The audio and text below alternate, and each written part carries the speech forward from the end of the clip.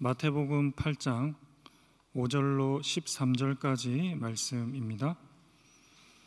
신약성경 11면에 있습니다.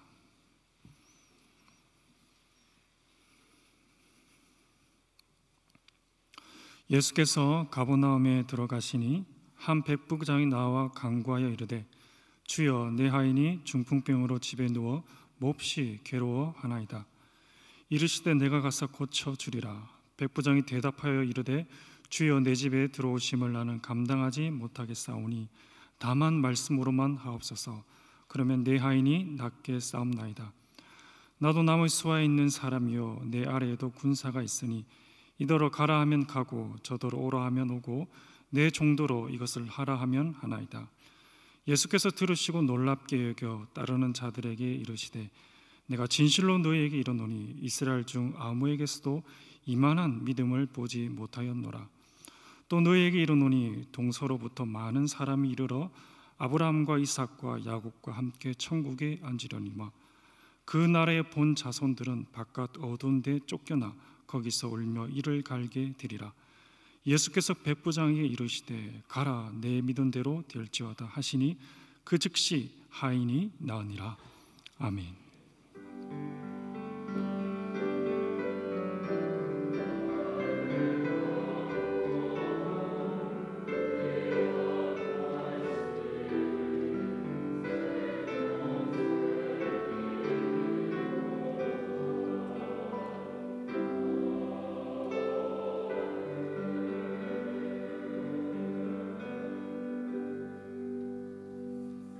아멘. 오늘 우리가 읽어본 본문의 배경은 먼저 지리적으로 가버나움이라는 곳에서 이루어진 일입니다. 이 가버나움에 대해서 조금 여러분들 우리 지도를 한번 볼까요? 우리 성경을 읽다 보면 지명이 많이 나오는데 도대체 어디서 어떻게 그런 궁금증이 있잖아요. 아주 간단한 지도입니다. 팔레스타인 땅에 갈릴리 바다가 있고요. 베드로와 안드레가 태어난 베세다라는 곳, 지난번에 한번 봤습니다. 그것이 위에서 내려오는 요단강의 동쪽에 위치하고 있습니다. 그 반대편이 가버나움인데 이 베세다 오른편의 이 지경이 북쪽에 지금의 터키 그리고 이란, 이라크, 과거의 메소포타미아 문명 시대에서 남방의 에집트 문명으로 그렇게 대상들이 오고 가면서 교류한 도로가 트랜스 요르단이라고 일컬어지는 왕의 도로라 하는 도로가, 도로라고 해서 아스팔트 도로는 아닙니다. 그러나 그것이 베세다 우편에 북에서부터 남쪽으로 이렇게 남북 도로가 있었어요. 그리고는 로마가 팔레스타인 땅을 정복하고 이 땅을 통치하기 위해서 지중해를 통하여서 이제 팔레스타인 땅으로 들어오면서 항구에서 이 갈릴리 바다를 통하여 트랜스 요르단과 마주치는 횡단도로가 있었습니다. 이 횡단도로가 베세다와 가버나움을 거쳐 지중해로 연결되는 그 도로 가운데 가버나움이 위치하고 있습니다.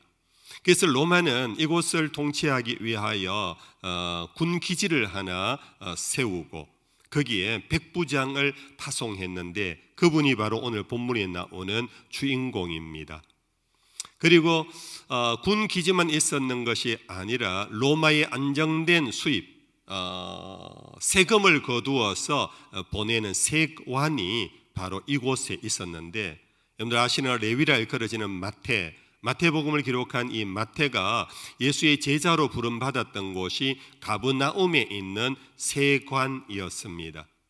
그래서 이 가버나움은 이전에 보았던 베세다보다는 오히려 더 행정적인, 정치적인, 군사적인 중심지라고 할 수 있는 그런 곳입니다.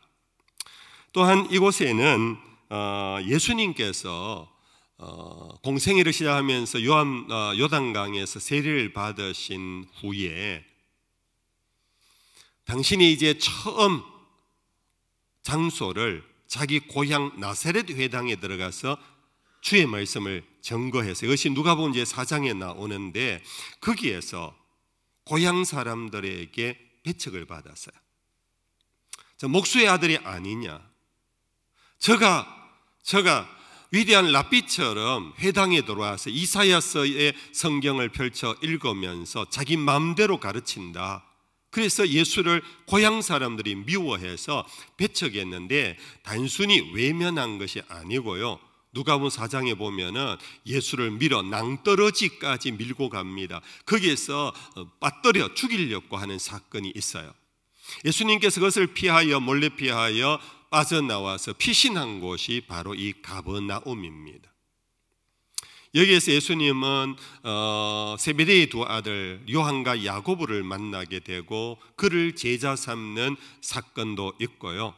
그리고 이후에 일어나는 것이 바로 베드로의 장모의 열병을 고치는 그런 사건도 있는데, 예수님께서 갈릴리 지경에서 주로 바로 행한 곳이 이 가버나움을 중심으로서 예수님께서 사역하신 것으로 그렇게 알려지고 있습니다. 바로 이곳에서 예수님에 대한 소문을 들었던 백부장이 예수님을 오늘 찾아온 것입니다. 찾아온 목적이 뭐냐 하면은 오늘 본문 시작하는 5절입니다. 예수께서 가버나움에 들어가시니 한 백부장이 나와 간구하이르되 주여 내 하인이 중풍병으로 집에 누워 몹시 괴로워하나이다. 자기 하인이 병이 들었는데 굉장히 고통 중에 있다는 겁니다. 그걸 예수님에게 고쳐달라고 부탁하러 왔어요. 여러분들, 당시에 이 종은 노예거든요. 노예가 병이 들면 스스로 일어나지 않는 이상은 방치해 버려요. 죽으면은 그 적대기에 그냥 묶어서 낭떠러지에 버려요. 이게 당시 노예들의 실상이었어요. 주인이 종이 하나 아프다고 해서 별 관심을 갖지 않습니다. 왜냐하면 이 종 노예는요, 짐승과 같은 존재로 여겼기 때문입니다. 그런데 이 백부장이 자기 종이 아프다고 해서 그 아픈 고통을 지금 자기의 자녀처럼 여기면서 예수님을 찾아왔어요. 여러분들, 더구나 여기에서 예수님에게 내 하인이 가는 이 하인이라는 말, 종, 노예를 일컫는 헬라어는 여러분들 아마 많이 들어보신 뚫로스라는 단어가 있어요. 그 뚫로스는 아주 굳은 일, 험한 일, 정말 우리가 아는 노예 중에 노예가 뚫로스예요. 그런데 이 백부장이 지금 뚫로스라고 표현하지 아니하고 파이스라는 또 다른 종의 호칭을 사용해요. 이 파이스는 종들 중에도 자기 집에서 좀 이렇게 집안 일을 주인과 가까이 하는, 요즘으로 치면 가사도우미와 같은 그런 일을 하는 사람에게 파이스라는 용어를 쓰는데, 바로 이 백부장은 그 용어를 쓰면서 내 파이스가, 내 가족처럼 여기는 파이스가 지금 중풍병에 걸려서 심히 괴로워합니다. 고쳐주세요. 여러분들, 참 드문 모습입니다. 당시로서는 요즘도 여러분들 나름의 갑을 관계에서 갑이 을을 좀 무시하잖아요.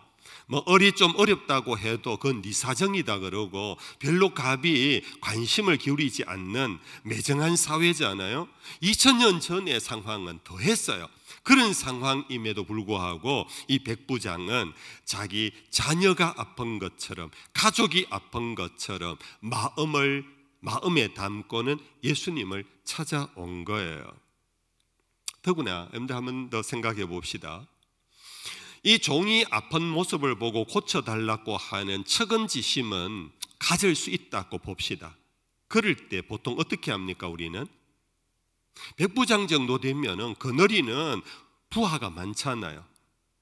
그러면은 부하를 불러서 친구야, 제가 저렇게 아픈데 너 소문에 예수라는 사람이 병 고친다는데 찾아와라, 찾아와라. 이렇게 하면서 자기 부하를 보낼 것 아닙니까? 그렇죠, 여러분들? 자연스럽겠지요. 그런데 이 백부장은 직접 나섰어요. 직접 예수를 찾아왔어요. 그럼 그만큼 이 종에 대한 관심과 애정, 안타까움을 이 백부장은 담고 예수님을 찾아온 것입니다. 이 모습을 보고는 예수님께서 적답을 하셨어요. 미루지 않았어요. 그래요, 갑시다. 어딥니까? 그것이 바로 7절에 이르시되 내가 가서 고쳐주리라. 예수님이 이 백부장의 그 모습 속에 감동을 받으신 것 같아요. 백부장씩이나 되는 사람이 직접 찾아와서 저렇게 자기 종에 대하여 고통을 하소연하는 걸 보고 가겠다. 그러자 백부장이 예수님이 가자 하는 말에 어떻게 반응을 보이는지 볼까요? 우리 한번 8절 9절을 한번 봅시다.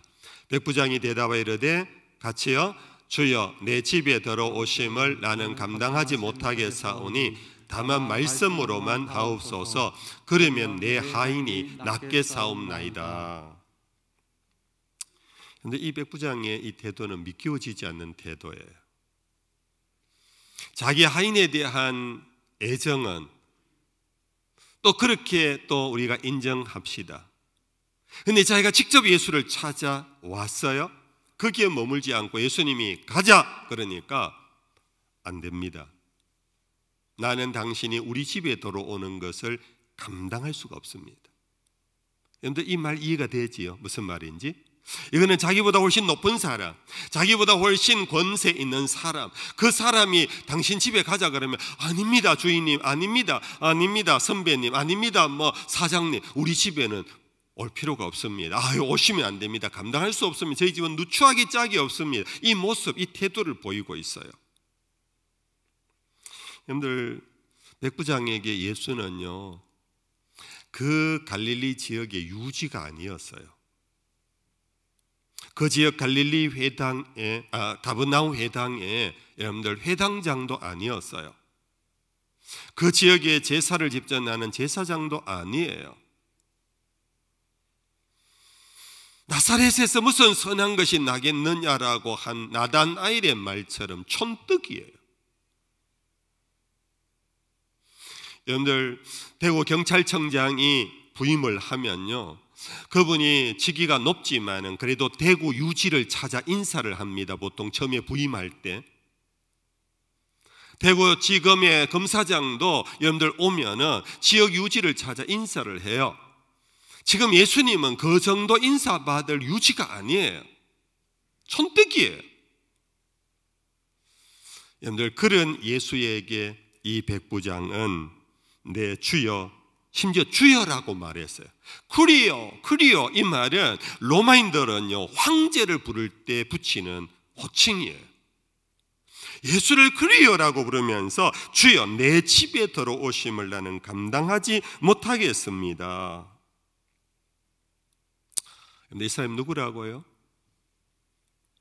백부장, 군대 책임자예요. 군인이에요. 전쟁터에서 여러 많은 싸움에서 승리한 사람이에요. 그래서 백부장까지 올라갔어요. 그러기까지 여러분들 군인에게 젖었던 태도가 뭡니까? 위압적입니다. 그렇겠지요? 죄송합니다. 우리 직업군인 출신이 있으면 용서하십시오. 뭔가 위압적입니다. 목에 힘을 줍니다. 그리고 상대방을 제압하는 그러한 권위를 부리는 것이 보통 아니겠습니까? 근데 우리 입장에서도 백부장씩이나 되는 사람이 그렇게 한다고요 욕 안 해요. 와, 군인답다 그러잖아요. 군인답다. 야, 저 군인, 야, 정말 멋있다, 세 보인다.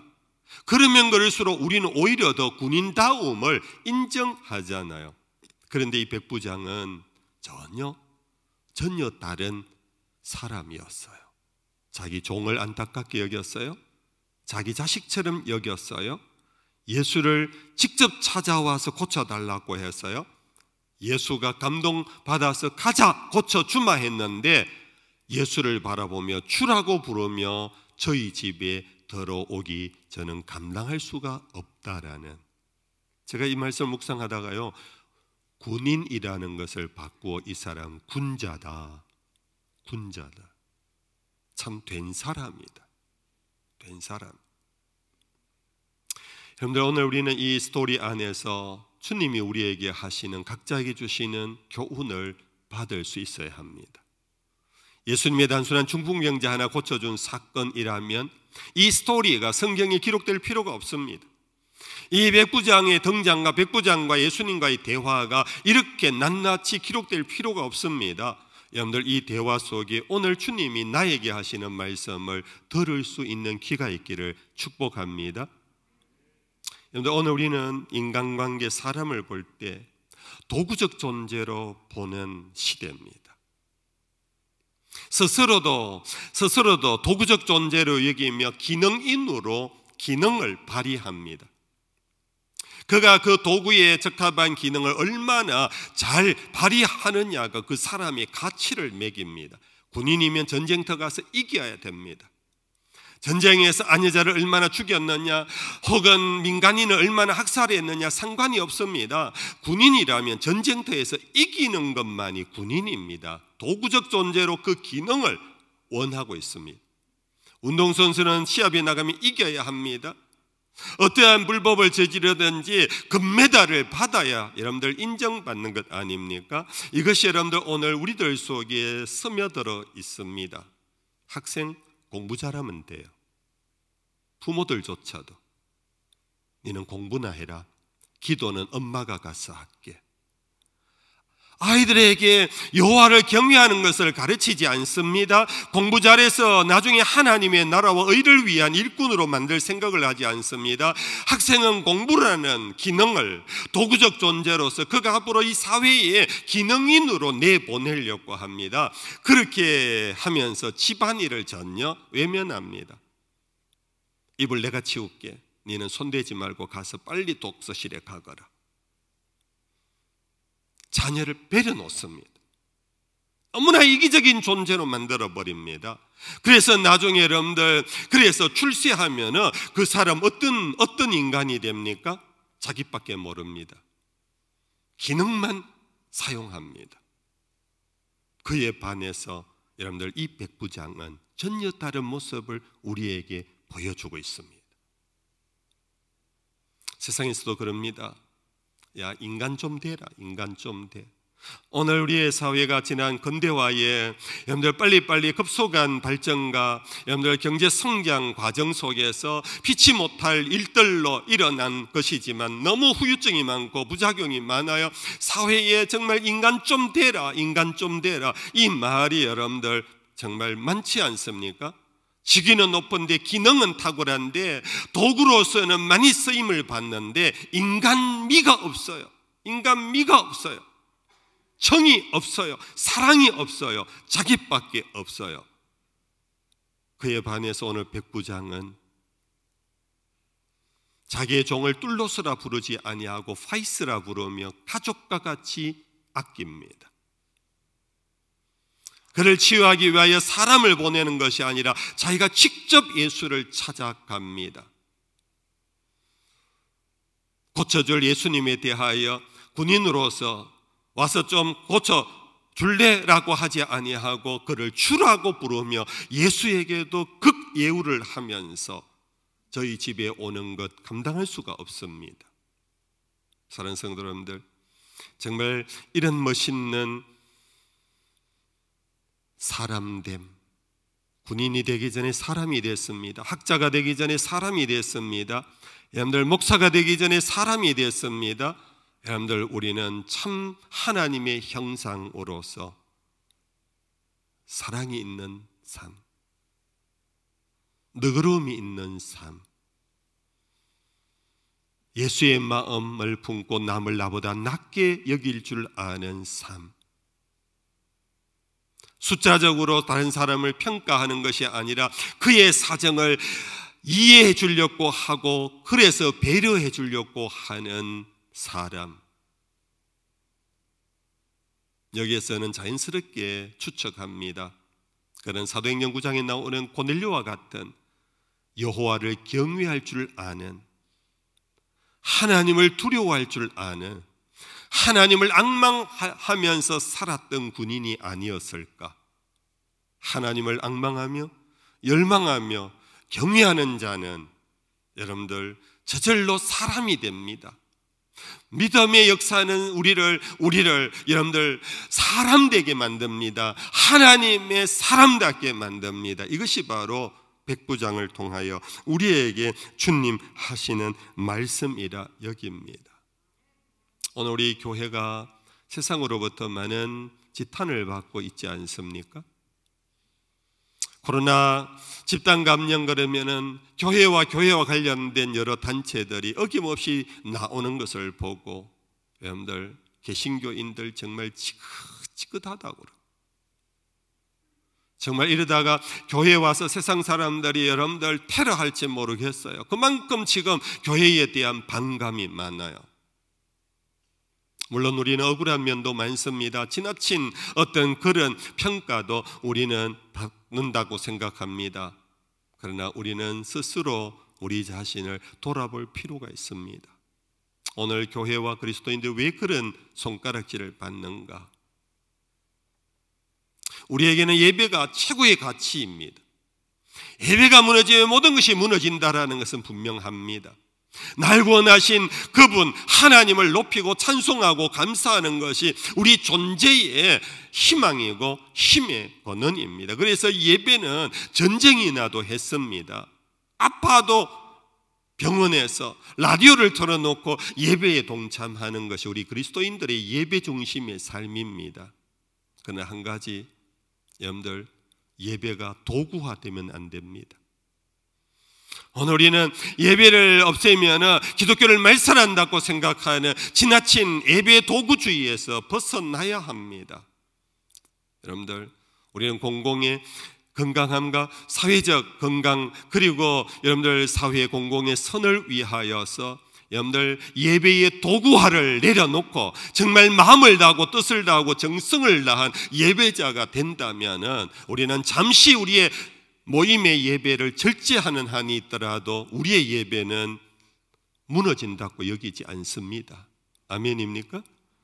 여러분들 우리는 이 예배 시간 빠지면 나 죽는다고 하는 것 자칫 돌아보십시오. 그것이 도구화되어 있기 때문입니다. 예배는 절대 도구가 아닙니다. 예수님께서 직접 말씀하셨습니다. 너희가 제사를 드리려고 가다가 형제와 화해할 것이 생각나거든. 너희는 재물을 그 자리에 내려놓고 먼저 형제에게 가서 그 문제를 해결하고 돌아오라고. 사도들의 가르침이 아닙니다. 예수님이 직접 가르치신 것입니다. 예수님께서 이웃이 누구냐 하는 말씀 질문 앞에 이웃을 가르치신 여러분들 예화 아시지요? 강도 만난 이웃, 강도 만난 이웃. 여러분들 제사장이 지나갔습니다. 서기관이 지나갔습니다. 그들을 지나갔습니다. 분명히 그가 피 흘리고 있는 모습을 보고 여러분들 구원해야 된다는 거 알았습니다. 그러나 자기는 제사 드리러 가야 한다라는 기능을 먼저 생각했습니다. 나는 지금 내가 할 기능을 먼저 생각했습니다. 그러다 보니까 한 생명이 죽어가는 것을 그냥 팽개쳐 버릴 수 있는 그런 냉정한 마음이 되어버린 것입니다. 저와 여러분들이 다시 기능인에서 여러분들 정말 하나님의 사람다운 목적이 있는 삶을 살 수 있기를 바랍니다. 예수의 마음이 있는, 그래서 여러분들 돌아보며 함께 더불어 살아갈 수 있는 어떤 것도 여러분들 하나님 사랑보다 앞서는 것이 없는, 그래서 도구화에서 벗어나는 신실함이, 진정성이 우리 그리스도인들과 교회 안에 있기를 축복합니다. 자, 이렇게 하는 예수님께서 이 백부장에게 가자 그랬는데 이렇게 대하면서 그가 한 말이 이제 마지막 우리가 생각해 볼 말씀입니다. 뭐라고 말했습니까? 이르되 주여 내 집에 들어오심을 나는 감당하지 못하겠사오니 다만 말씀으로만 하옵소서. 그러면 내 하인이 낫게 사옵나이다. 한번 따라 해주실래요? 다만 말씀으로만 말씀으로만 하옵소서. 하옵소서. 그거면 됩니다. 여러분들, 이 백부장은요, 인격의 고상함, 인간미 있는 그런 어떤 참 좋은 사람에서 넘어서서 참 믿음의 모습, 참 믿음의 사람. 여러분들, 예수님을 인격적으로 믿었던 것입니다. 예수님에 대한 신뢰를 인격적으로 신뢰했던 것입니다. 예수님 그분을 믿어버렸습니다. 예수님 그분을 신뢰했습니다. 그래서 예수님을 주라고 불렀습니다. 그러므로 당신이 어떻게 하느냐가 자기의 믿음의 근거가 아니라 예수님 당신이기 때문에 믿습니다. 그러므로 당신 말씀만 하시면 그거면 됩니다. 우리가 사람을 대할 때도 하나님을 대할 때도 그러자. 네 하는 거 봐가면서 내가 알아서 해줄게. 우리는 행동의 결과를 봐서 우리는 대우하려고 합니다. 그것은 이미 그 인격체를 불신한다는 겁니다.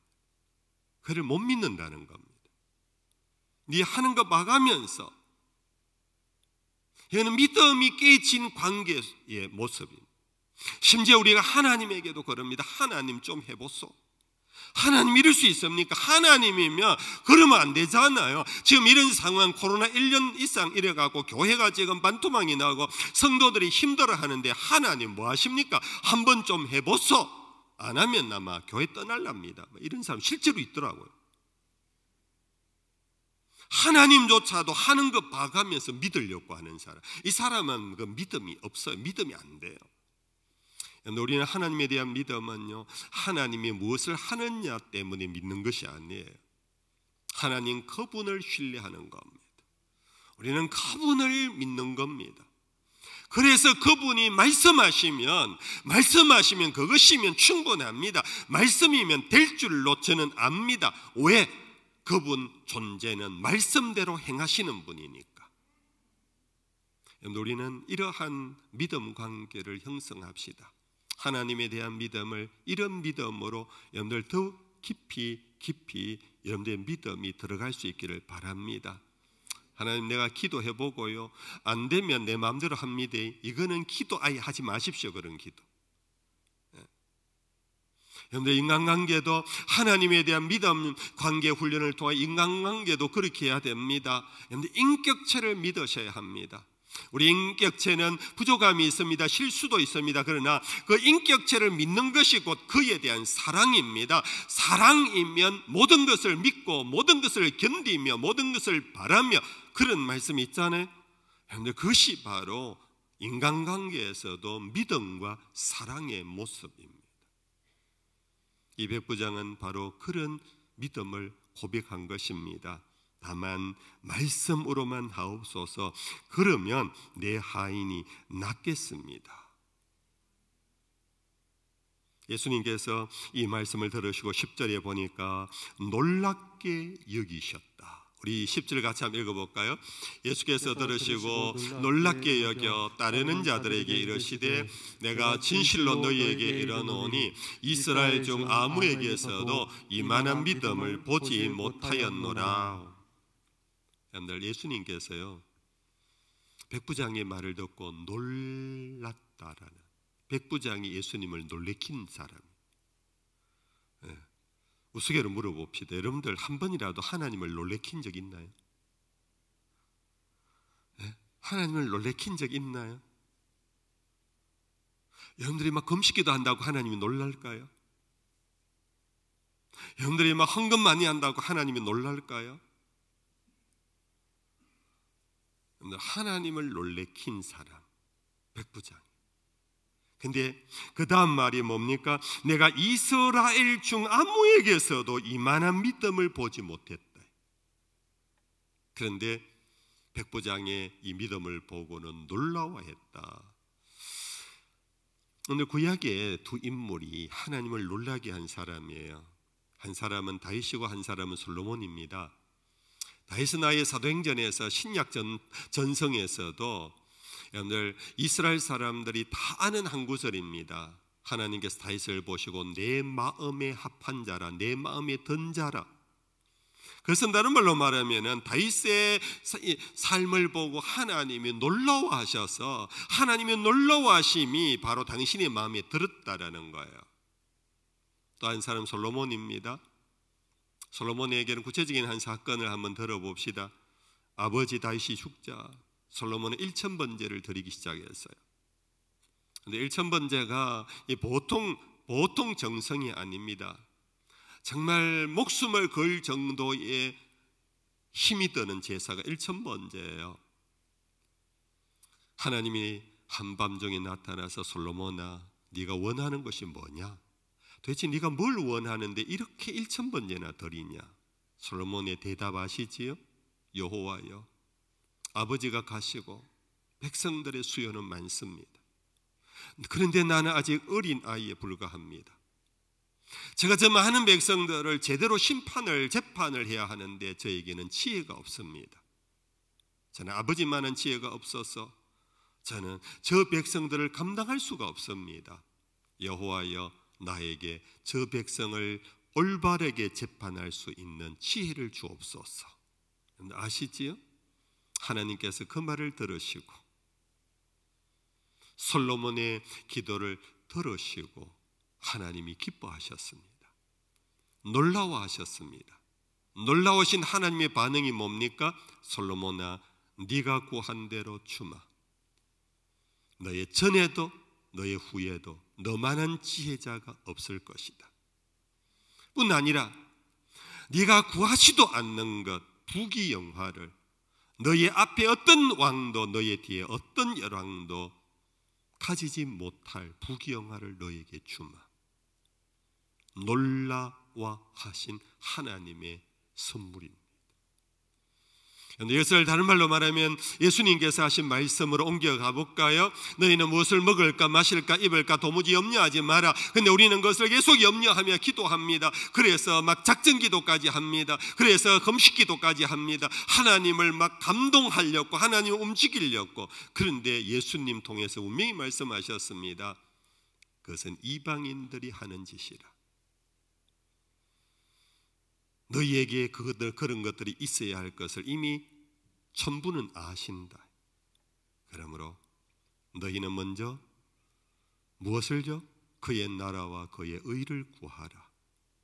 그래야 하면 이 모든 것을 너희에게 더하실 것이다.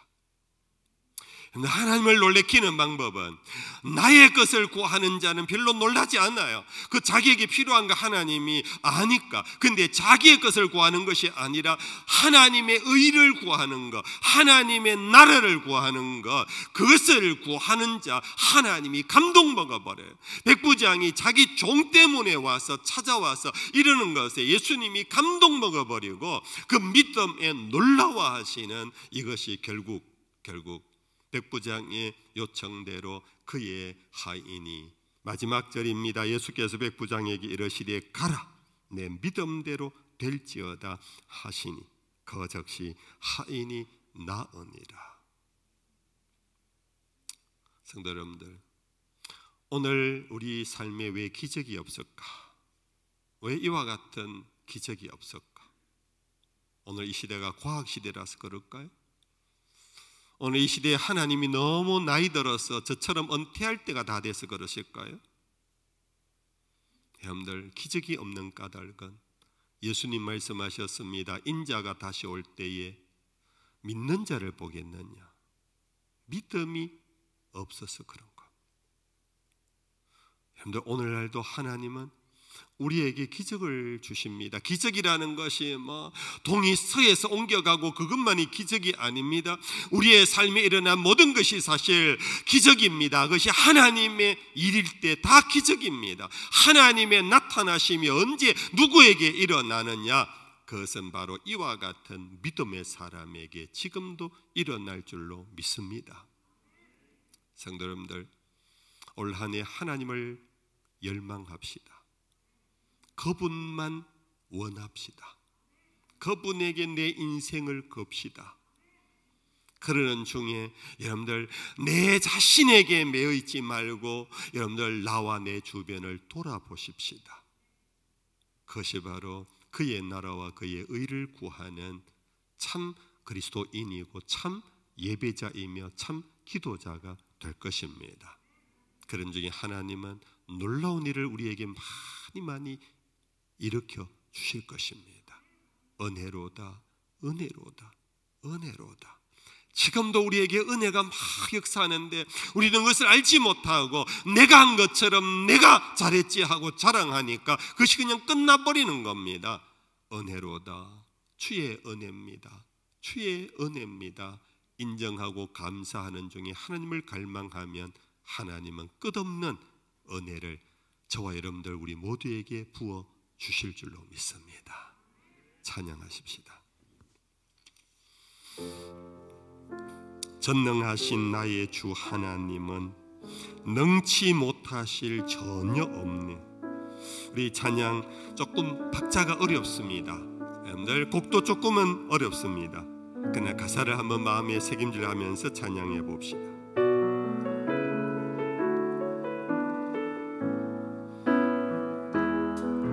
전능하신 나의 주 하나님은 능치 못하실 일 전혀 없네. 우리의 모든 간구도 우리의 모든 생각도 우리의 모든 꿈과 모든 소망도 신실하신 나의 주 하나님은 우리의 모든 괴로움 바꿀 수 있네. 불가능한 일 행하시고 죽은 자를 일으키시니 그를 이길 자 아무도 없네. 아멘, 아멘. 주의 말씀을 의지하여 깊은 곳에 검을 던져 오늘 그런 놀라운 일을 이루시는 보라. 주의 말씀 의지하여 믿음으로 검을 던져 믿는 자에게 능치 못함 없네. 아멘. 다 같이 일어나십시다. 내 삶에 들어온 주님의 말씀이 내게 빛이 되시니 내 삶의 어두운 절망 가운데 소망 보게 하시니 주님 말씀하옵소서. 주님 말씀이면 됩니다. 믿음으로 찬양합시다.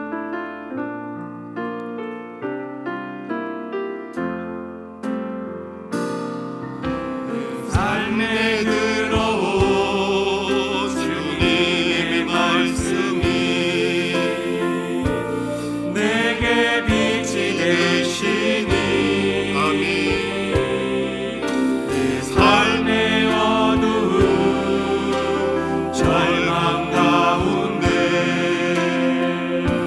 소망 보게 하시네. 삶에 들어온 주님의 말씀이 나를 인도하시니 내 삶의 막막한 문제 가운데 주 뜻 보게 하시니 말씀이 내게 역사하기를 말씀이 내게 살아있기를 하나님 말씀을 듣겠나이다. 주님의 음성을 듣겠나이다.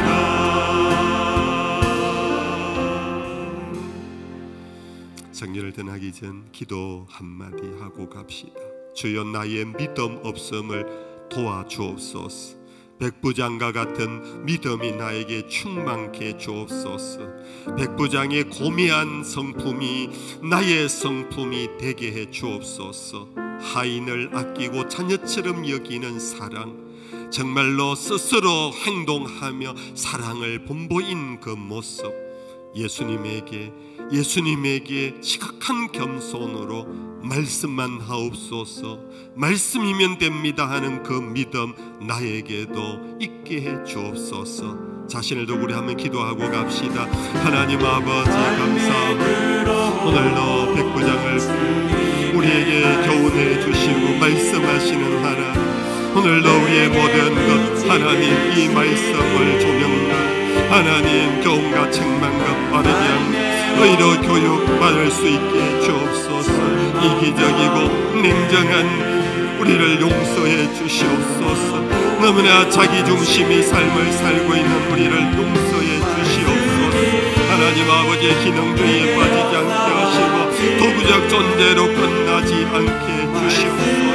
하나님의 사람으로 살 수 있도록 우리의 믿음 없음을 도와주시고 믿음의 충만함이, 그리하여 말씀이면 된다고 확신할 수 있는 믿음이 우리에게 있게 해 주시옵소서. 주님 믿습니다.